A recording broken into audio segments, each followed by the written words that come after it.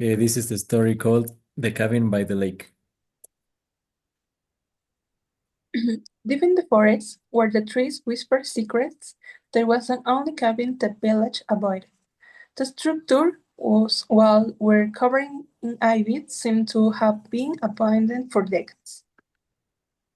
Carolina, who looked at the place with suspicions. I don't know why we chose this cabin, which looks like it came straight out of a horror story. Wasn't there a more normal one? And the air here, which smells like old wood and damp earth, gives me chills. I swear something about this place is watching us. Sophia, who carried a backpack full of flashing blankets. I just hope it has decent beds. Sleeping on the ground, which is damp and cool, isn't something I want to do again. Also, we need to keep lights on all night. My flashlight, which is charged fully, better not fail me now. Jonathan, who had read about the local legends. They say this cabin belonged to a man who vanished without a trace. His story, which is full of mystery, has always intrigued me. Some even believe he practiced strange rituals, the kind that bind spirits to places.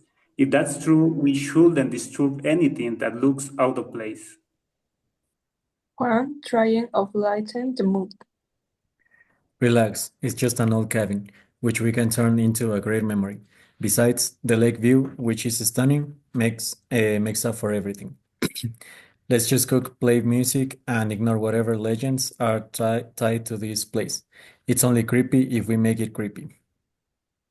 Juan settled in, they lived in the fireplace, which still worked, and began sharing stories.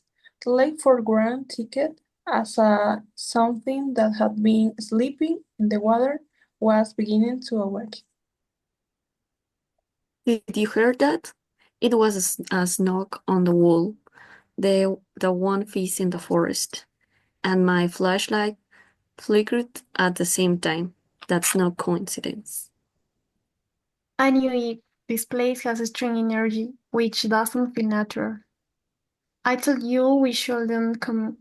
That sound, which feels more like a whisper than a note, is a warning. It could be the spirit of the owner, whose name was never revealed. There are many unresolved stories about him. Some say he still roams the lake, searching for something or someone he lost. Whatever it is, if it's peaceful, let it be. But if not, I've got holy water in my backpack. I'm serious. My grandmother, who believes in these things, gave it to me before we left. At midnight, the oak clock, which hung in the main room, struck 12. A figure appeared for the lake, where the phone never leads. It present which made no sound, froze time for a moment. I see it. It's staring right at the window. The one beside you, Sophia. It's moving closer, and it has no face, just emptiness. Don't look. They say if you do, it takes you into the water. Turn off the lights. Maybe it can see us if we don't move. Don't provoke it. It could be a manifestation that reacts to fear. Stay calm. If it senses panic, it might grow stronger. Shh, listen. It's saying something. The air is heavier. It feels like we're not supposed to hear its voice. The figure spoke with an accident voice, the same to come from centuries ago.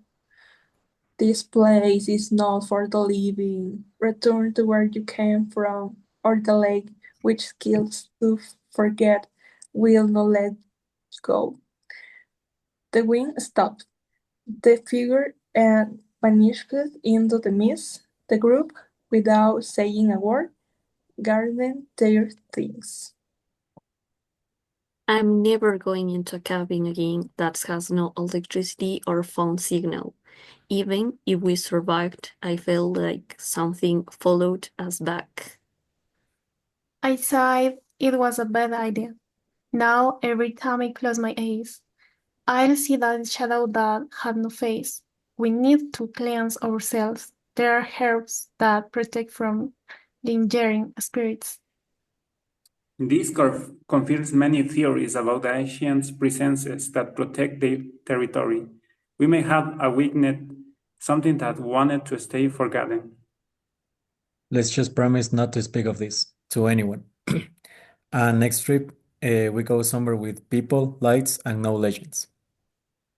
The cabin, which watched them leave with the empty windows, felt silent, as if no one had ever been there.